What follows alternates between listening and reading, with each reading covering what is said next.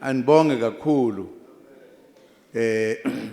kubo bonke abahamba lenkonzo.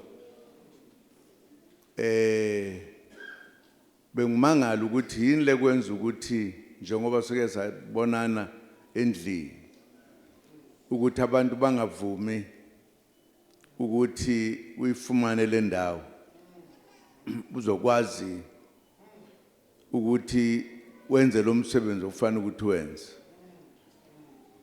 Sekucacile ukuthi kunento enomahluko kuba njengoba ubuthetha apha ushiya izinto lezi endizithanda kakhulu zokubonelela abantu abahluphekileyo. Usundenze ndathi kuthini lo mfundisi sengathi uzoba yichomi yami nje.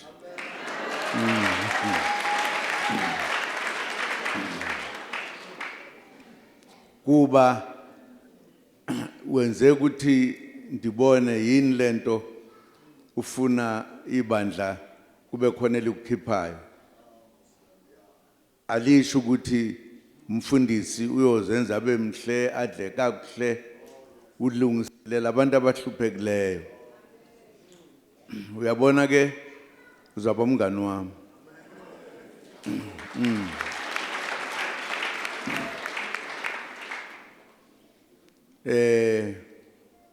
Ngifuna ukubulela ukuthi usinike ithuba sigqitha ukuthi ake sithethe sibe khona sizothola izwi lenkosi. Sithola izwi lenkosi leli ngempela elithi ohluphekileyo siyamthatha thina kwelibandla simenze abe umuntu. Waphinda wathi abantwana abangena abantu abangabancedisa esikoleni niyabasiza. Thini ningathini ungabi nomngane onjalo kuba eyona nto endiyenza selokhu kwakhuleka kulelizwe. Ndathi ingane ezilapho endizaziyo ayikho engazukuya esikoleni. Ndihamba ke ndifuna imali ndincediseni.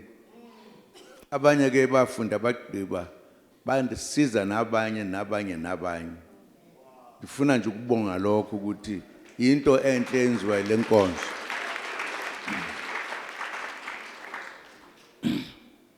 Ndikuvile ke nentetho yakho xa usho uba nokho abantu bezepolitiki abathembekile njengoba bona bayibasho. Bayakuvimbela ukuthi wenze umsebenzi lapho ubaluleke ngolhlobo. Andazi ukuthi intoni le abangakuthandeli yona. Wena ube unothando lwabantu nabantwana nakho konke. Into ke le esizayithanda thina. Xa sinawo amandla siyothetha nalabo bantu ubuthetha nabo ukuthi intoni lenza ukuthi athi umfundisi efundisa kakuhle ngolhlobo enza yonke into kodwa nina ningafuni ukusizana naye na. Uma sibazike sizobabona eduze sizobabuza ngeke sibayeke.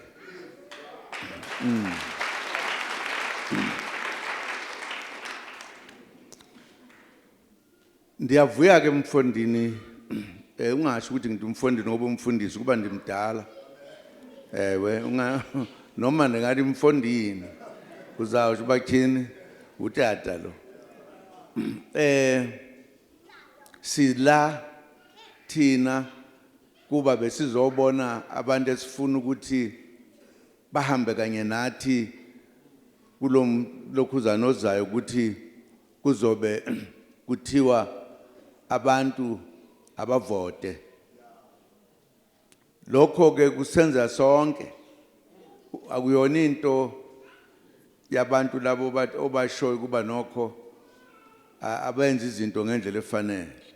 Sazi ukuthi okholwayo nongakholwa uma kuthiwa ixesha lokuthi kuthiwe ubani ongaphatha lelizwe kakuhle na. abantu bavela lapho ke ukuthi banjani. Uma kufika lelo xesha ke siye sihambe sithatha indawo ende sithetha nabantu sibaxelela uba impilo enhle iphi na. Kunamhlanje nje yithi kuphela abantu abamnyama esihluphekayo. Akekho umlungu ohluphekayo. Ngisho nabangebona belungu okuthiwa amandiya nawo ahlupheki. Hlupheka thina kuphela. Ilonto ke senza uba sigijime sithi njengoba siya endaweni lapho kuthiwa khona ngoku kuzavotwa. Sabona ukuthi kubalekile sakhe lenhlangano yethu eMkhonto weSizwe. Ihlukile ke kwabaningi labo obashoyo uthi bayahlupha. Ayihluphi lena yethu. Imele ukusizana nomuntu omnyama la as a first thing. Imele ngokuthi akekho umuntu omnyama ofanele ukuthi ahlupheke ezweni lokhokho. Yingakho nje sithi uma sesiwinile thina njengoba nje sicela kwabamnyama ukuthi asihlanganeni sibe munye. Into esifunayo eyokuthi senze umuntu omnyama abuse ezweni lakhe. Kungabikho umuntu ongekabuse. Sikusho ngokupheleleyo xa sithetha sithi xa sekubusa uMkhonto weSizwe. Xa sekubusa uMkhonto weSizwe ayikho ingane ezoba intandane engeke iye esikoleni.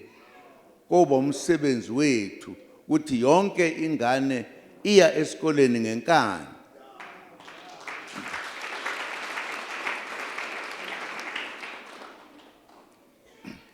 So yenzela yonke into leyo ngane iyothengela incwadi konke kuba sinemali eningi ezosanelisa sonke. Sizayinciphisa le yabelungu abayithatha bayisephesheya. Umuntu ongathathi ingane aye esikoleni soba badala basha ngaye. Somenzela likhulu ngoba sizombeka ityala. Kuthi ingane inayo imali nje uyishonisa uyayiphuza na. Ngoba sifuna wonke umuntu omnyama aphile impilo ephelele ezweni lakobaba. Noma sekumnyama noma sekunjani. Sicelile ukuthi wonke umuntu omnyama asihlanganeni sibe munye njengoba kwenza omkhulu ngenkathi kwakhe uKhongolose. Wawakhelwa wonke umuntu omnyama hayi abanye abantu. Kwelo umuntu omnyama le eyayifonywa amakhosi nabefundisi ukuthi akwakhiwe indle emnyama ukuze sikwazi ukuphatha izwe lethu. Abelungu ngoba bahlakaniphile ke kwathi makufika isikhathi ukuthiwa kuyakhulekwa bakhipha imali banikeza abantu ukuthi enzane ezinye inhlangano benzele ukuthi singabi imajority. Ngiyafisa ukuthi baba mfundisi enkolweni oyiphethe la engibona uyiphethe kakuhle ngolhlobo ayande leyo nto yokuthi asibe banye abantu abamnyama ukuze sibuse. Ngoba xa kunjalo akungeke kube khona umfundisi ozoswela indlu yokusiza abantu ngenkonzo. Kufanele nikwazi lokho. Nomunye mhlambe apha phakathi kwenu obevotela ezinye izinto ezingasisi indawo baxelele umfundisi. Nansi indlela. Xa sithi sizoyilungisa umuntu omnyama uzoba la sithi ingane eyofunda iqeda umatric siyoyisusa esikoleni iye university. No. Ayizoqala iye university ngoba siyayisa euniversity. Sizoyisa emasosheni yofunda abantu bethu bayekuphuza babe nento abayiphetheyo athi xa igqiba simbuyise azoqedela ngelokhuzana ngemfundo phambili. Xa igqiba umuntu wethu uyobe lindelwe umsebenzi lapho azosebenza khona.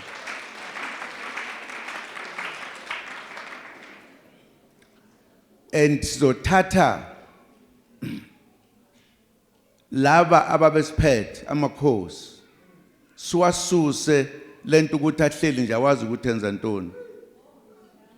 So babuyisela ukuthi sibahlalise sibanike indawo zabo lapho khona bazoshaya khona umthetho ngezwe lo babamkhulu. Sizoyeka lento yokuba kuthiwa belungu ibona bodwa benza izinto. Kuzoba yithi esiphetheyo.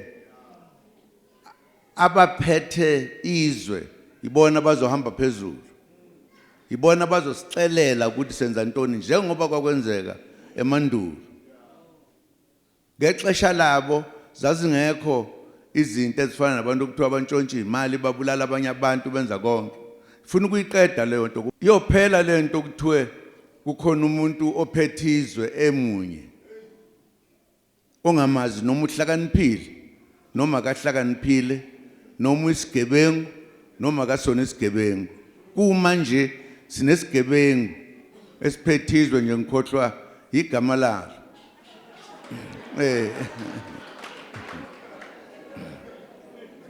Xa sifumene imali siyayithatha siyoyifihla embhedeni. Kodwa lo muntu uphethe sonke la siyahlupheka kunabantu abayizintandane akayingeni leyo. Kungoku andazi ukuthi ubani ongakathi lo mfo siphethe endimlibalayo wake wenzani wasenzelani. Akhona yodwa. Kangangokuthi ubhekene namatyala sisigebengu. Asikwazi ukwenza izinto osokufanele ngabe sadlula kuzo. Thina sihlaliswa le kude. Kunendawo kuthiwa yabelungu ena yonke inhlobo yento. Sifuna ukuyiqeda lonto ngoba ilizwe lethu eli fanele siliphathe.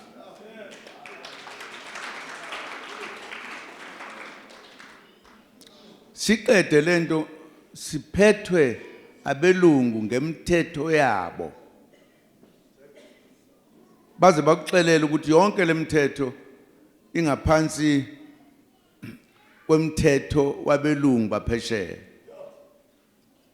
Akuyona yethu. Kuthiwa yini konje mayibizwa lemithetho?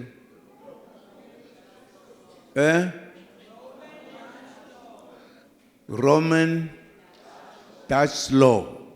Imithetho ephethe imithetho la eSouth Africa eyabelungu akuyona yethu. Thina abanikazi bezwe sifuna ukuyisusa sifake imithetho yethu la. Senze bahlonipheke abantu kufanele bahlonipheke. Siqede lento okuthiwa abantu bayabulalana bayantshotshelana benza konke. Iyophela ngoba iyayikade ingekho bengakafika belungu. So iqeda futhi. Ijabula kabi ke mangithola inkonzo enjengale ngoba kusho ukuthi hayi sihamba ngebhasi eyodwa la. Yinye ibhasi esihamba ngayo.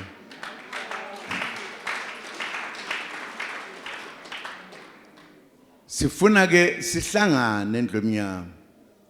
Sihlangane nomkhonto wesizwe. Singabanaki labamfundisi abangafuni ngisho ukukusiza usize ibandla lakho. Kusho ukuthi sindawonye la. Senza into efanayo. Uma ukhuluma nje ngize ngathi impela lo mfundisi umfundisi phakathi kwabaningi.